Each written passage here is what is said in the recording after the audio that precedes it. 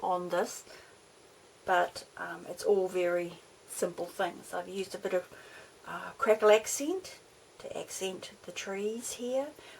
You saw me put that glass bead gel back there. It's not quite dry, but I promised to get this video out today, so I'm just going to leave it as is. It's still a bit cloudy on here, but that will clear out. And I have fixed my tree. Like I said, nothing's finished until it's finished, where I had a very square tree. And sometimes I go back and change the shape. Sometimes I go back and add some highlights. I have put a little bit more texturing down here using this stamp, and I just want to show you how simple it is to add that texture in there. For instance, if you wanted these to be thicker, I would use archival at this stage, because I can't be sure where I have got glossy accents or where I have got glass bead gel on there, and both those things resist, and so you need an archival ink like the Ranger Archival, which is my very favourite, to go over the top, so it will sit on top of any of your paint or your glossy accents, and it won't smudge off as your Distress inks would, because they've got that water base that moves. So if you wanted, say, these trees, I would choose a couple of colours in the archival pads. This is the old archival covers. They look like this. I've told you about that before, but I've had my pads for many years. And you just choose, I'd use the stamp again, put some dots on it, and I just go up here and I just put in some of those dots up here just to thicken it up. And I'd probably use a couple of colours. Now you won't see much happening, but it does actually make those trees look like they've actually got more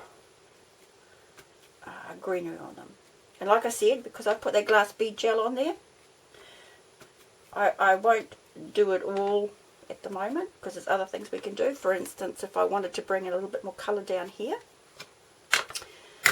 I would use my same stamp with the dots on.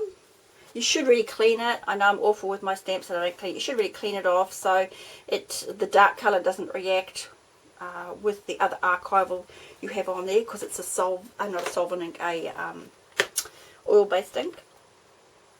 But oh well, it'll be fine anyway. And I would put some dots in there using this. Now again, it won't be really visible to you, but I can see the colour and where it goes. And you could even use the stamp that you used originally in here for the tops of the flowers and bring some of that colour in again. And if you want more positive colour, you could even run it up a little bit so you've got some of that coming out over the top to give a halo over your flowers. And you can do it also over here if you wanted to add more texture. This picture, I'm not going to do it because I haven't got it in front of me, but I really need some birds flying over here, something like that. But then I'm going to make this into a fantasy scene. I've got a couple of things here that I'll probably pop in there, but you can stop at any stage. Now I tend to just play with it, and sometimes when I've made it for a long time I still go back and add some things to it. But you can stop at any stage if you don't like things too messy, or you like it perhaps way back when I was stippling, you like that. You just stop at any stage you like. But I like to put things into my pictures, and for a fantasy scene I usually use fairies and things like that. And what I do is, this is a stamped one that I've stamped. It's a LeBlanc stamp actually, and I've coloured it, and I've put it onto grunge paper. I love putting it onto grunge paper because I like the strength of it, and I do this when I make decor pieces, because it's never going to fall apart or break or be fragile.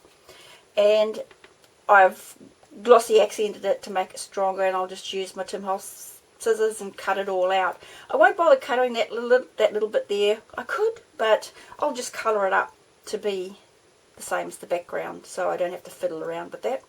But the other thing I need to do is, see, this is one that I've actually done, is you need to shade it a little bit more. So it's meant to blend in to your picture, but you need it shaded a little so that it's got some dimension and depth on your page.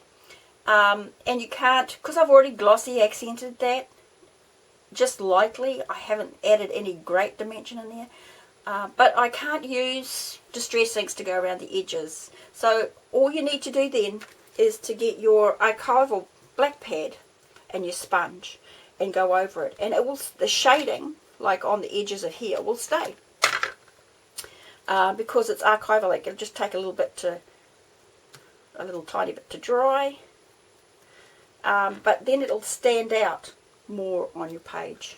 So do that, because it is fun and it's easy to use, and you've just used an old piece of sponge to do it. So that's about it. I'll probably put that there, and I'll probably put that there. And thank you to all those lovely people who've been leaving me comments.